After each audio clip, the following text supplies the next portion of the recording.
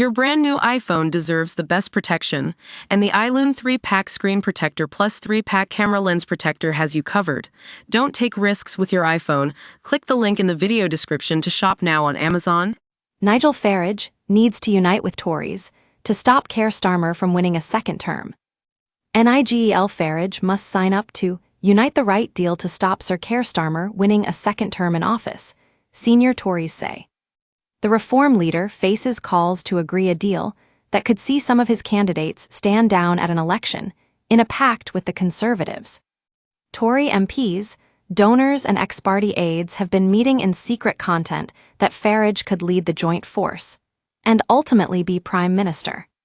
A campaign to unite the right of British politics is expected to be launched within weeks with big financial backing, the Sunday Times reported.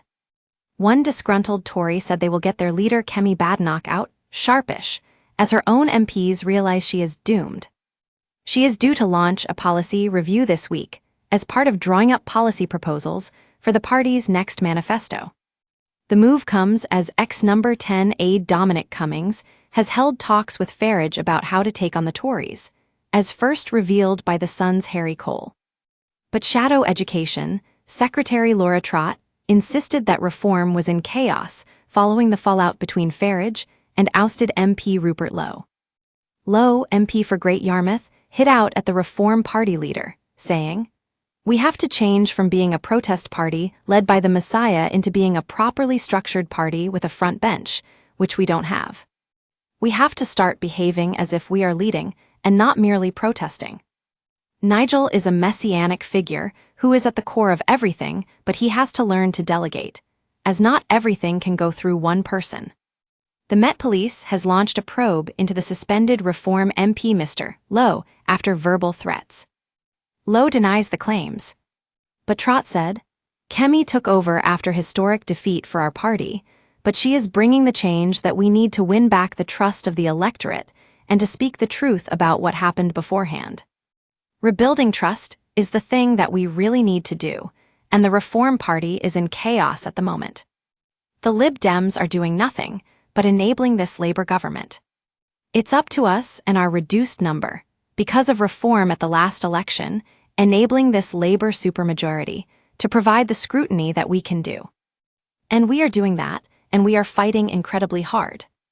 But a Reform spokesman said, "There is no deal. The only reason the Tories are talking about it is because their poll ratings are about to fall off a cliff." By Sophia Slay. Voters think Nigel Farage would make a better Prime Minister than Sir Keir Starmer in more than half of constituencies, according to a new poll. Reform UK's leader beats Sir Keir in 335 seats, compared to Sir Keir's 291. Tory party leader Kemi Badenoch leads in just 6. Labour are set to lose twice as many seats to Reform as they are to the Conservatives, according to the survey by JL Partners for the Adam Smith Institute. And 1 in 5 Labour 2024 voters are now considering reform. Mr. Farage is also the preferred choice for PM in Labour v's Reform battleground seats. Even the Brexit big beast thinks he can become Prime Minister, telling the Times magazine yesterday, "There's a good chance, yes." Asked on what odds, added, "About 35 to 45% at the moment."